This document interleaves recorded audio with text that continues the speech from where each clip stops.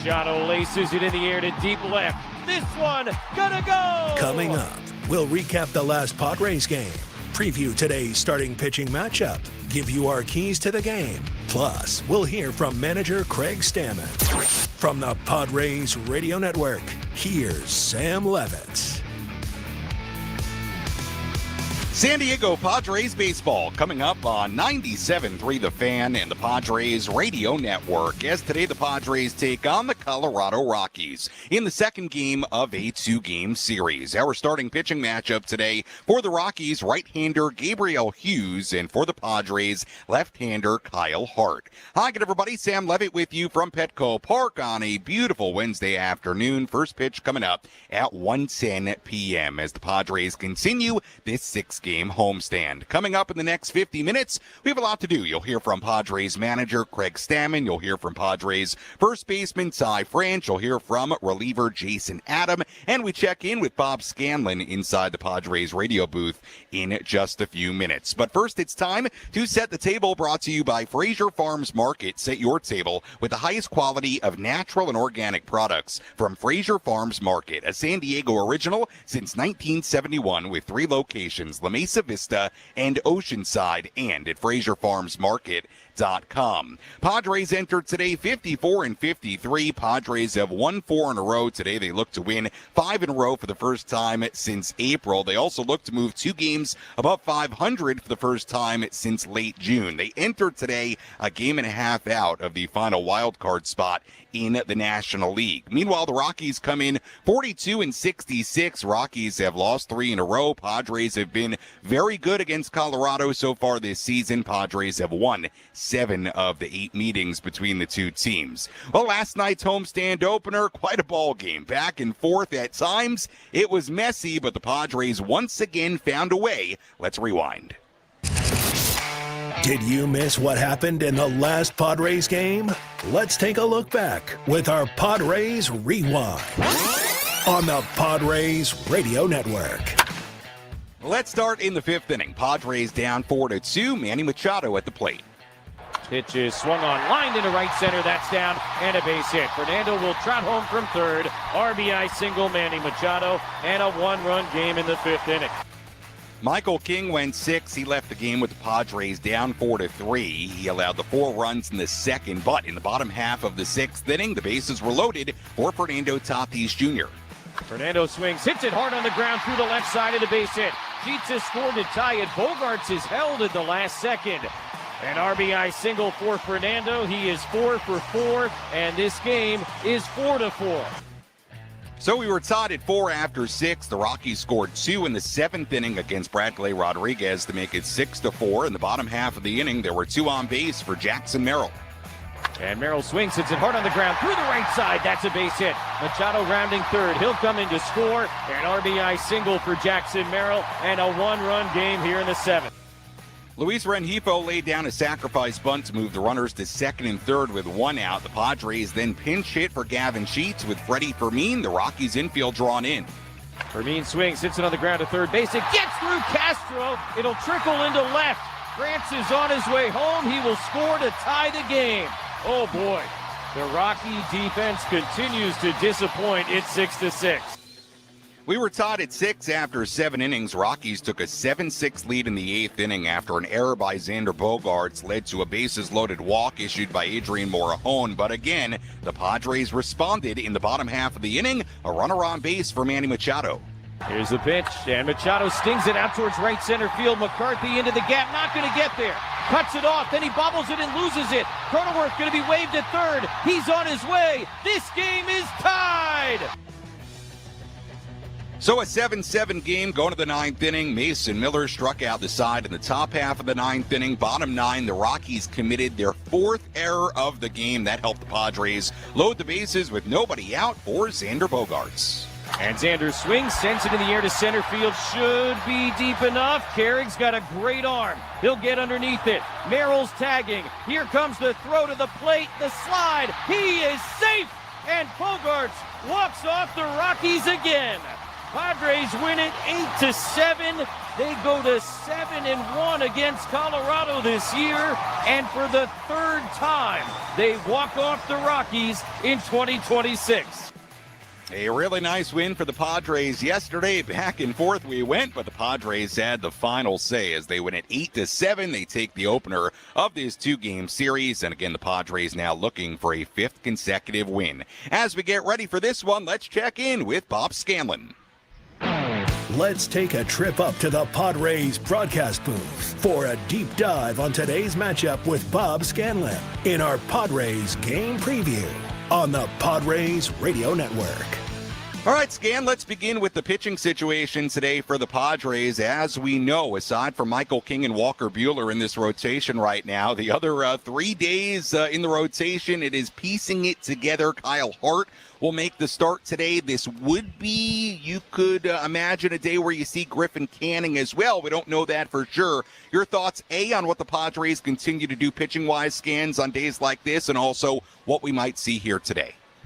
Well, to answer your first question, it's just sort of you do what you got to do, right? Yeah. I mean, it's out of necessity, unfortunately. It's not divine intervention on this new strategy by the Padres. It's basically out of necessity, and they're doing what they can to try to keep a semi-rotation together. You've got two guys that you can kind of count on of going deeper in the games, and that's Michael King and Walker Buehler. But after that, it's sort of had to be a free-for-all, and so they're doing what they've got to do.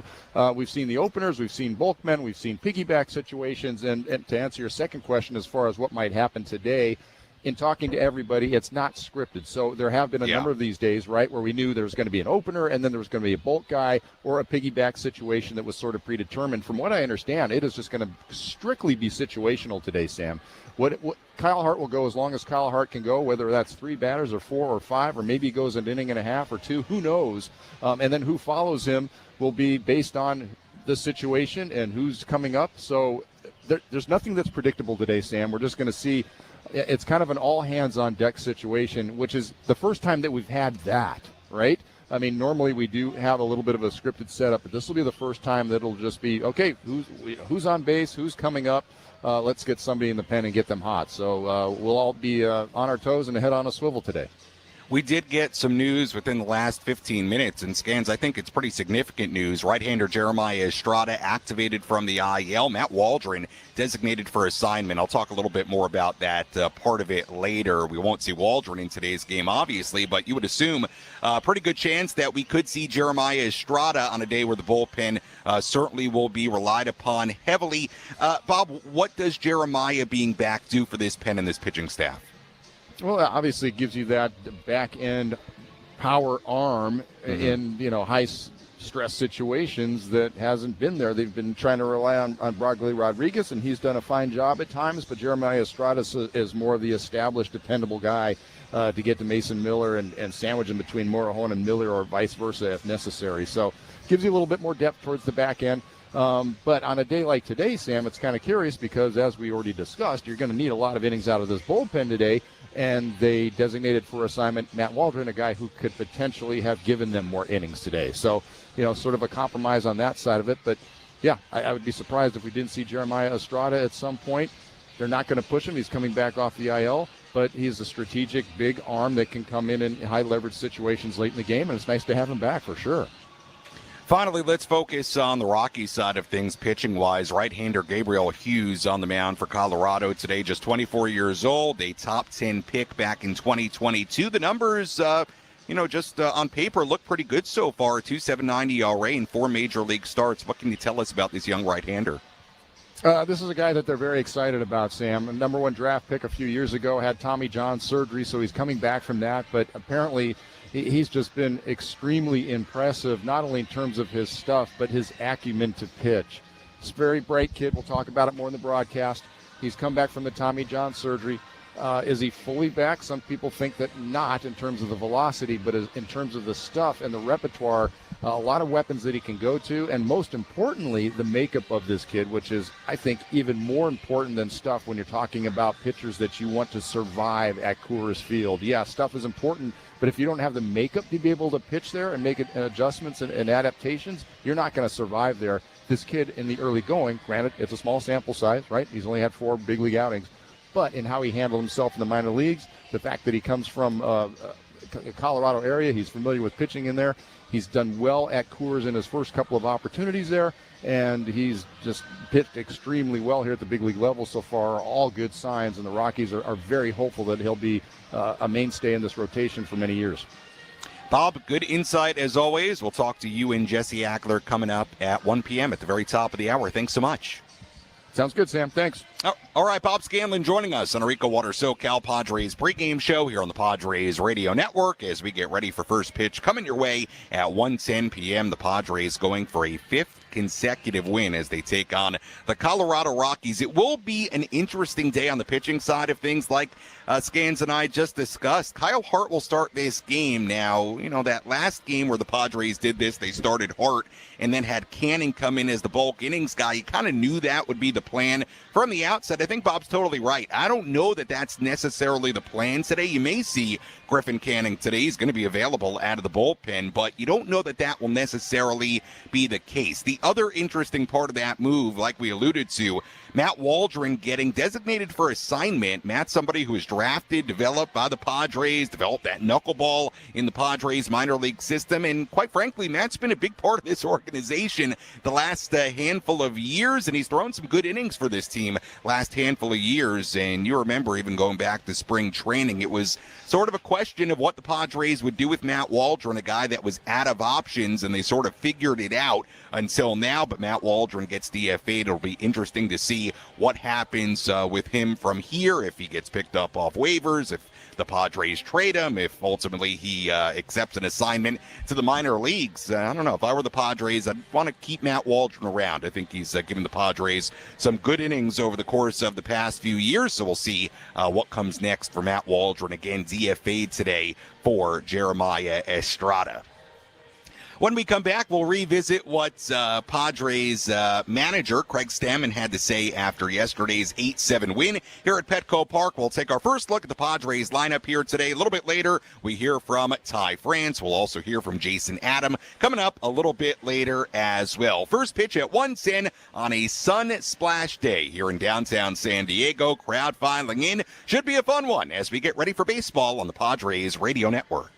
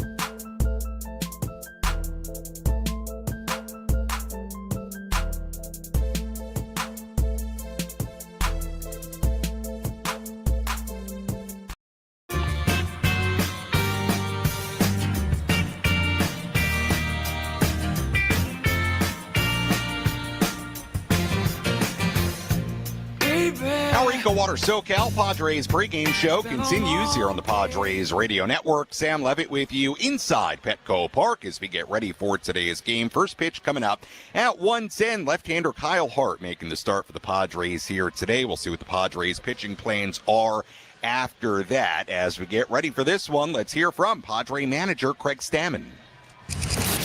Let's pull up a seat in the manager's office and hear from Padres skipper Craig Stammen. Served up by Sinley Food. If you've had better chicken, you must be a rooster. Well, it's a game after a night game, so no pregame media availability for Craig Stammen today. So let's revisit what Craig had to say after a wild game last night. Padres winning at 8-7 against the Colorado Rockies. And offensively for the Padres yesterday, they had tons of opportunities for most of the game. I think frustrating would actually be a correct term to use, even though the Padres had 16 hits. And that's because the Padres really could never get that big hit they needed, that crooked number they needed. They scored 2 runs in the second, 1 in the 5th inning, 1 in the 6th inning, 2 in the 7th inning, 1 in the 8th inning, and then the game-winning run in the 9th inning. But the Padres also grounded into big double plays in 3 consecutive innings with runners on base. In the 4th, 5th, and 6th innings, they found a way, but offensively, it's a bit of a weird game. They had 16 hits, but it felt like it very easily could have been more than 8 runs. Michael King going 6 innings, 4 runs given up. He gave up 4 runs in the 3rd, and that was it for the Padres yesterday as far as Michael King's outing. Padres found a way. Here was what Craig Stammen had to say about the offense last night.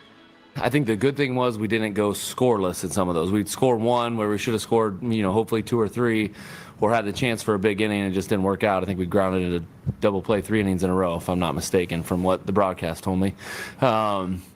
But yeah, we had opportunities to, push through a little bit more, increase our lead, give us a little bit of breathing room for the back end of the bullpen, but we're unable to do that. It wasn't the prettiest game or the cleanest game, but you guys won it. Like, what is there to be said for that? The fact that you were down 3 times, came back all 3. Yeah, it's one thing that this team for sure has in it is the fight, to not give up and to continually go back after them, and especially against back ends of bullpens, is to keep fighting, keep trying to find a way to scratch and run across. And then a lot of big hits, a lot of big at-bats late in the games. And tonight was no different than that. You kind of take us through the 4th inning and how that all went down. It looked like Xander challenged and it wasn't granted. And then yeah, I think, you're not allowed from the dugout to influence someone to challenge.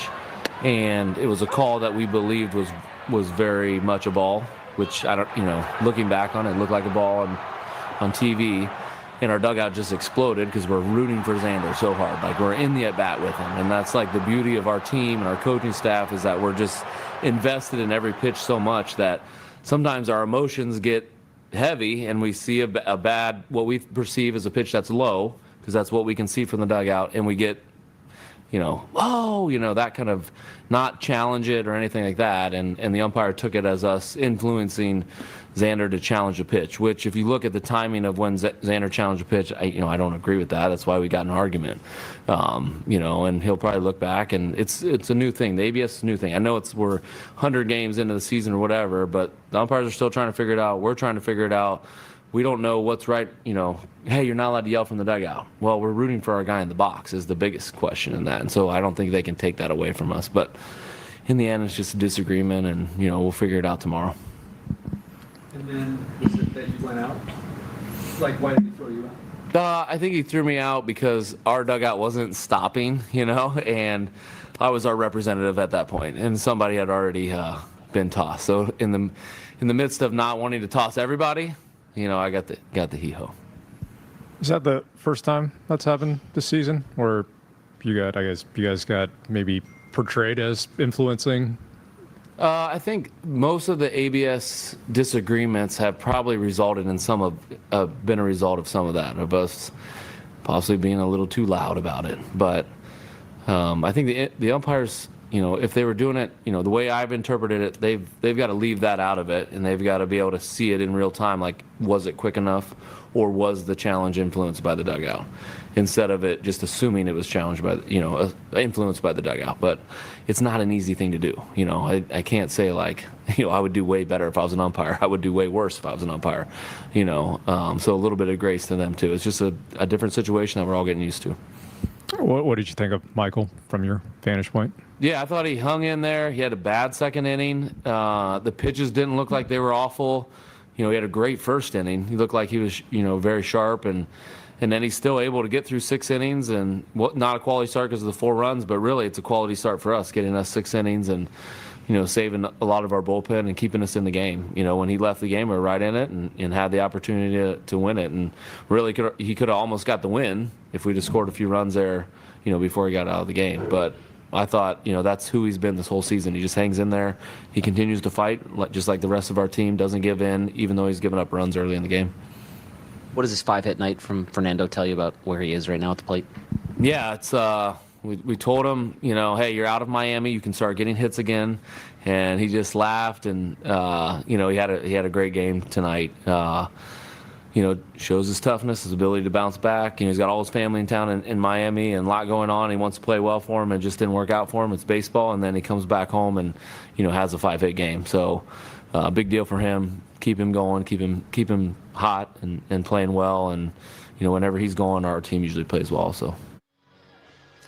That was Padres manager Craig Stammen after yesterday's 8-7 win against the Rockies. We'll hear more from Craig on our post-game coverage coming up later on this afternoon. Sam Levitt back with you live here at Petco Park as we get ready for first pitch coming your way at 1:10 p.m. The grounds crew watering the infield dirt. The chalk lines being drawn out right now. The batter's box is being raked right now. So everybody getting ready for baseball and what is an absolutely gorgeous Wednesday afternoon here in downtown San Diego. I'll tell you what, if you're driving around, you don't have any plans for today, maybe you can get out of work a little bit early, come on down to the ballpark. It is going to be a great day for baseball. A little bit warm, as you know, warmer temperatures last handful of days here in San Diego, but still very, very nice here in downtown San Diego, and a ball club playing well. Padres going for a 5th consecutive win here today. Let's tell you who's hot, who's not. Which player is locked in at the dish? Who needs to step up their game? This is Who's Hot, Who's Not. Presented by ASAP Drain Guys and Plumbing, a division of Anderson Commercial, your full-service plumber serving San Diego County.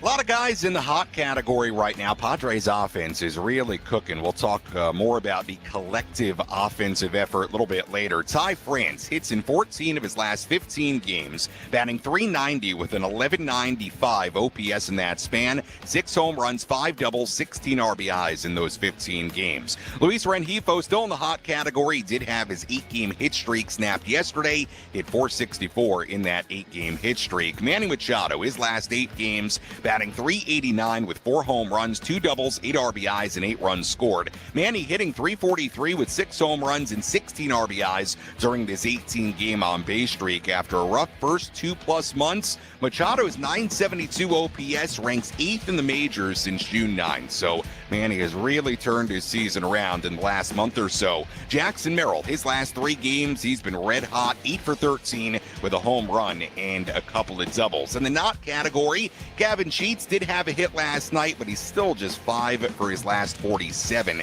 And that's a look at who's hot, who's not as we get ready for the second game of this short 2-game series against Colorado. Taking a look at the Padres lineup here today, looks like this. Fernando Tatis Jr. in right field leading off. Jake Cronenworth at second base batting second. Manny Machado at third base batting third. Ty France at first base batting cleanup. Jackson Merrill in center field batting fifth. Luis Rengifo back in the lineup playing left field batting sixth. Gavin Sheets in the 7th spot DHing. Xander Bogaerts, the hero of last night's game, walk-off sac fly, the shortstop batting 8th, and Freddie Fermin doing the catching today and batting 9th. As we get ready for this one, let's take a look at some Major League headlines as we go around the horn. Let's examine the most important news and the latest information you need to know in the world of Major League Baseball. Sam Levitt takes you Around the Horn, presented by Valley View Casino and Hotel. Get ready for Major League winning when you join Valley View Casino and Hotel's Players Club and receive over $200 in free instant offers. Visit valleyviewcasino.com to learn more today. Well, let's begin with some news out of the NL West. The Giants' Harrison Bader has been out of the lineup since May 29th with left plantar fasciitis, and the team said yesterday that the foot was further damaged in a scooter crash that occurred late Saturday night into early Sunday morning. The Giants noting that a planned appointment for Bader with a foot and ankle specialist in Indianapolis on Monday was quote-unquote complicated by the crash. So a bit of interesting news there. Harrison Bader sounds like certainly will not be playing in that series against the Padres coming up tomorrow, Thursday, Friday, Saturday, and Sunday. So we'll see what the status is for Bader, who again apparently further injured himself in a scooter crash. Hopefully he's all right beyond whatever foot issue he has. Dodgers activated Kike Hernandez off the IL yesterday. Their reliever Edwin Diaz is coming off the IL today. Blake Snell could be back for them next week, but Shohei Ohtani's pitching status is still in question. Ohtani has not pitched since before the All-Star break because of continued discomfort in his left knee and a continuing bicep issue. Pretty interesting comments from Bryce Harper and his manager Don Mattingly yesterday and into today. Bryce Harper said after a Phillies loss yesterday that he thinks the Phillies need some help, and then Phillies manager Don Mattingly said earlier today, quote, "I sense Bryce thinking about it. I don't really sense anybody else thinking about it, honestly. I've been through this. Guys want to be GMs. What you need without a real understanding of where the organization is, exactly where this thing goes, not only this year but moving forward. So I mean, players like being GMs and making calls and spending other people's money, so let it go at that." Pretty interesting there. We'll see how active the Phillies are at the deadline over the course of the next handful of days. And then finally, left-hander Tarik Skubal started what could be his final game as a Tiger with a bit of team history today. His strikeout of Orioles leadoff batter Taylor Ward made him the 17th pitcher in Tiger history to record 1,000 strikeouts with the club, and that is going to be a major item to watch as we head towards the trade deadline. Will Tarik Skubal get moved to another team from Detroit? And that's a look at some of the headlines from around the major leagues. We'll have a full look at the out-of-town scoreboard coming your way in just a little bit. When we come back, we hear from Jason Adam, we hear from Ty France, much more to do as we get ready for first pitch coming your way at 1:10 here at Petco Park on the Padres Radio Network.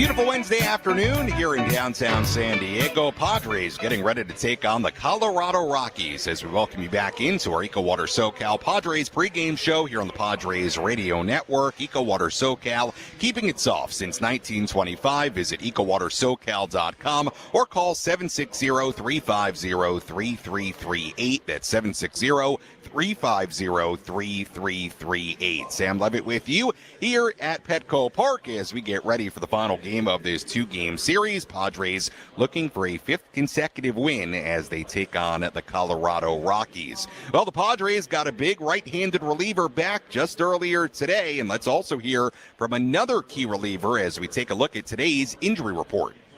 Who's in? Who's out? This is the Bada Fulkerson Injury Report, presented by San Diego's Bulldog Injury Attorneys, who hope you're never in an accident. But if you are, make Bada Fulkerson the first call you make. Hit them up 24/7 at badafulkerson.com.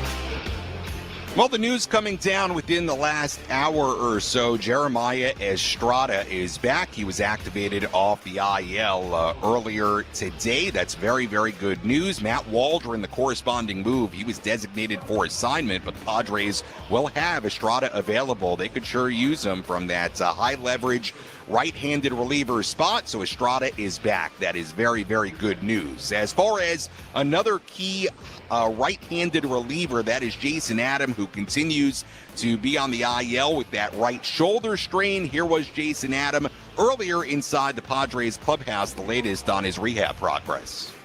It's good. I feel like every day is small progress. Day to day, I'm like, I think I'm feeling a little better, and then I can look back a week later and notice the big gain. So it's a slower progress than I'd like, but I do feel great, and I feel like I'm making a lot of good strides. I'm hoping to be throwing, start building up here fairly soon. What does that do for your hope for timeline originally of mid-August potentially? Mid-August will probably be pushing it just because I've been down now, 3.5 weeks. So even if I started throwing today, which I'm not, that'd be probably like a 3-week buildup. So probably more like late August would be that's my goal. They won't give me a hard timeline. I guess with these things you can't really do it. I think late August is reasonable. Throwing plyo balls? Yeah, I'm hoping to throw plyo balls soon. We got to knock the last little bit out just to keep it from coming back. They won't give me a hard timeline. It's kind of show up day to day and read the symptoms and kind of based off that. But it is, every day's getting better. So hopefully I can stack a couple days where I come in and feel nothing, and then we can launch hard. You'd love to be involved in these games in a week like this, but from your standpoint, just the magnitude of this week, these games, to kind of deliver the appropriate message to the decision makers. Yeah, I think everyone in this clubhouse, and I think everyone in this the staff and the front office, we all know that we have what it takes to win ball games in the regular season and through the postseason. So our job is to not get consumed in the storylines or the trade deadline or anything like that. Our job is to just go out there and tonight and beat the Rockies. So obviously I'd love to contribute to that, but the 26 active guys in this room have more than enough to handle business. That was Jason Adam inside the Padres clubhouse earlier. Jason working his way back from that right shoulder strain. It's going to be a while, as you heard there, for Jason Adams still, but hopefully he can get back as soon as possible. And like we said, Jeremiah Estrada is back off the IL after dealing with right knee inflammation. So certainly good news there. We'll hear from today's first baseman, Ty France, in just a moment. Right now, let's take a full look at the out-of-town scoreboard. Let's take a trip around the bigs to highlight the scores that matter most with our out-of-town scoreboard. Presented by Jensen Premium Beef Patties. Always a hit for grilling. We've already had two significant results today. The Phillies blew a 6-0 lead against the Marlins in Miami. Marlins coming back to win it 8-6. The Diamondbacks blanking the Pirates 3-0 in Pittsburgh. We'll get into the up-to-the-minute NL wildcard standings in just a moment. But again, two results already today. D-backs winning 3-0 against the Pirates. Marlins coming back to beat the Phillies 8-6 in Miami. We have 4 games going on right now. Blue Jays ahead of the Nationals 5-2 in D.C. in the 8th inning. Mets lead the Braves 3-2 in New York in the 9th inning in game 1 of a doubleheader. Orioles and the Tigers are tied at 7 in the 9th inning in Detroit. Brewers and the Giants just underway in the 1st inning in San Francisco. No score there. Rangers and the Rays coming up at 3:40. Guardians and the Reds in Cincinnati at 4:10. Royals and the Twins in Minnesota at 4:40. Yankees and the White Sox in Chicago at 4:40. Cam Schlittler on the mound today for New York. He goes into that game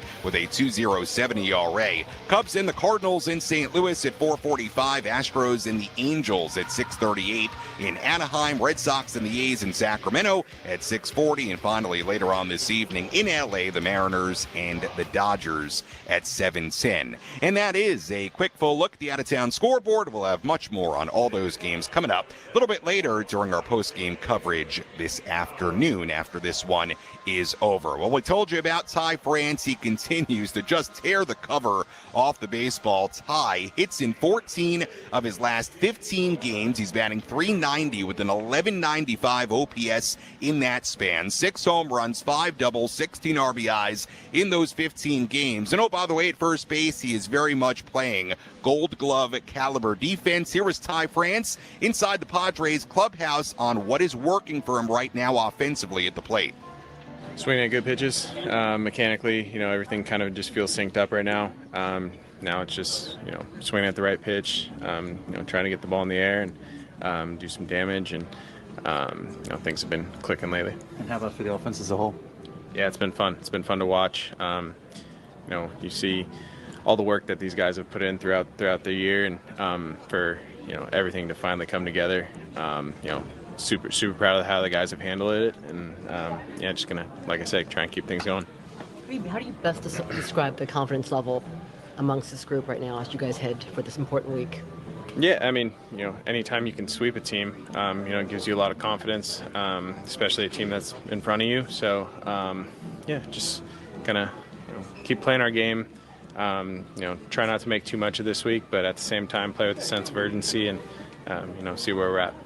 Is this week a little bit stranger for you, considering you have been moved a couple different times now? Yeah, I mean, try not to make too much of it, but being traded 3 times in my career already, so it's we're in a good spot right now. I think if we keep playing our style of baseball, hopefully shouldn't have anything to worry about. What have you seen from Stammen and the coaching staff? Obviously a new group, and just the way that they've kind of navigated the highs and lows and helped you guys get to this point where it seems like you're kind of getting into a rhythm.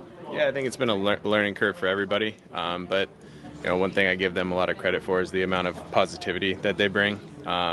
This game can really beat you up, and they've done a very good job of finding a way to uplift us and remind us, we are who we are, and we're here for a reason. So, I tip my cap to them because I know it's not an easy job, but I think they've done a great job. So that means something, because you hear people on the outside say, like, how is this guy so optimistic all the time when they're going through the rough stretch? But for you guys in here, that does make a difference. Yeah, I mean, again, this is a very veteran group, and we've been through this a lot, and we understand the ups and downs of the season and how hard this game is. And Craig himself, he played it for a long time, and same with a lot of our other coaches. So it's a game of failure, and it's a hard game. So the amount of positivity that they bring has been super helpful for us. That was Ty France inside the Padres clubhouse earlier. Ty back in the lineup today, playing first base and batting cleanup. As we walk you up towards first pitch, coming your way at 1:10 p.m. from Petco Park on a gorgeous Wednesday afternoon, let's give you our keys to today's game. How will the Padres unlock a win today? These are the keys to the game. Presented by Rock and Block Turf and Hardscapes. Beautiful artificial turf that stays green all year long. Trust and experience. The job isn't done until it's done right. See them at rockandblocklandscape.com.